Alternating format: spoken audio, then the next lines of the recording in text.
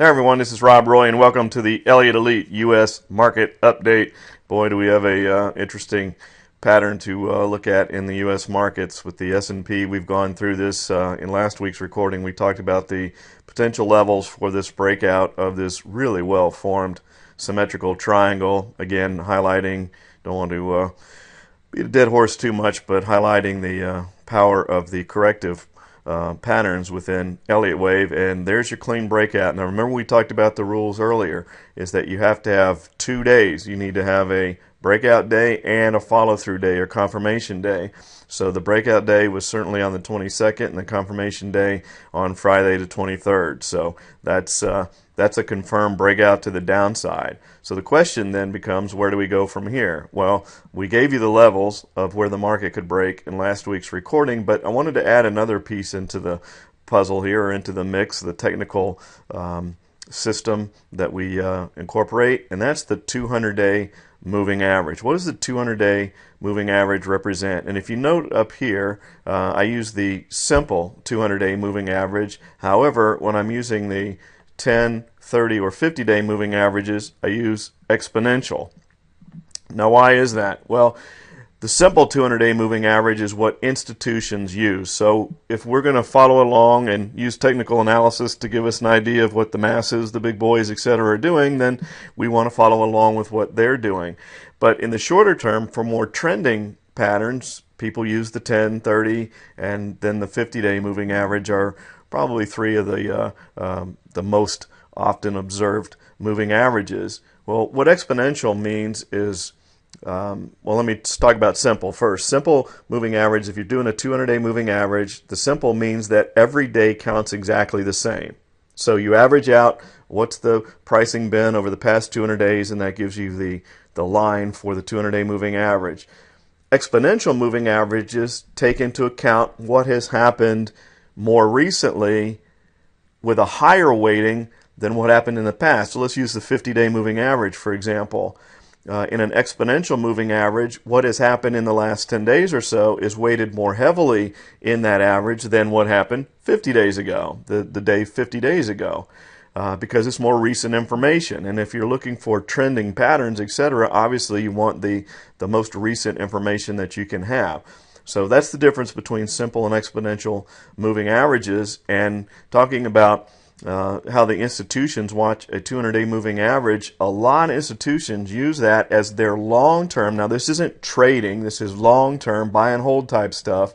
They use the 200-day moving average as their benchmark to hold on to positions long-term, or to start selling positions off, etc., start to lighten up for the potential for a weaker or even bear market, corrective market, if we break the 200-day moving average. So look what happened back here on the 9th of February. The S&P came down, touched the 200-day moving average, and rallied back to close well off of the lows. So the 200-day moving average became support, and it also ended up being the bottom of the mouth of the triangle for the S&P. And then look where we finished on Friday. Right back down to that 200-day moving average again. So do we bounce on Monday? We'll have to wait and see. If we bounce, we move from here. The meaning behind this is the 200-day moving average could act as support, and we could bounce. If we do, and we bounce fully, we will likely come back up and test this breakout. So we would come back up to this midpoint here, and then if we broke above that, that would nullify the downside breakout. However, we could come up, test that breakout, and then come back down and make the new lows, which is where the breakout level was telling us that we would actually flush this out and make a new low. And to do that, we probably would get a flushing, because breaking the 200-day moving average would cause a lot of institutions to sell. You'd probably have a very heavy volume selling day and maybe an intraday reversal. That's how bottoms usually end, or usually put in place, is that you have a big downward day and then you have a high volume reversal. Similar to what happened back here on the 9th of February, where we came down and then had a reversal and finished off the highs, but it was too vertical of a move, and we needed to have some sort of a testing pattern of those lows to put in a good solid bottom. So that's the analysis behind what's going on. And I know we're branching out a little bit here from just pure Elliott Wave, but it's always good to put all these pieces into a nice trading system together. And not rely on just any one indicator, even as good as Elliott Wave is. So looking at volume here, you can see that we did have well above average volume on both Thursday and Friday. And again, the key will be next week. Do we bounce off of that 200-day moving average? If we do, how far? And do we reverse and come back down and make that new low? I wanted to show you the VIX again because it really does look like we're starting to put in a few bumps down there towards that 15 level, which are making 15 act as support, and that's just that's absolutely wonderful for positions like our strangles, etc. That we don't need necessarily a directional move. We just get a breakout, and the higher the volatility, the faster that occurs, which makes the positions work quicker. Because in the world of options, you know that timing matters. Time is of the essence, as they say in options. Looking at interest rates, boy, we are just really going sideways here, and there's just such a dichotomy going on between these two. We have the Federal Reserve that's raising interest rates. That should be, supportive, obviously, of interest rates and moving the market higher. But then we have these heavy sell-offs, and when we have these big, heavy sell-offs in the equities market, money tends to run to the bond market. So that's why you're not seeing the continuation of the upside, because with the factors that want to drive interest rates higher, we also have money moving in, which is offsetting that, because people are buying bonds and treasuries to hide from the sell-off, the carnage in the markets. But again, if you're doing strangles or trading the corrective patterns, it doesn't really matter what the market is doing.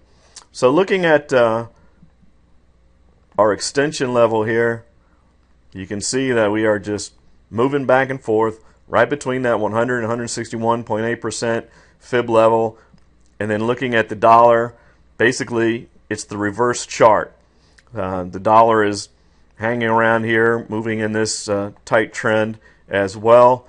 And it's a little bit surprising that the dollar hasn't found more strength.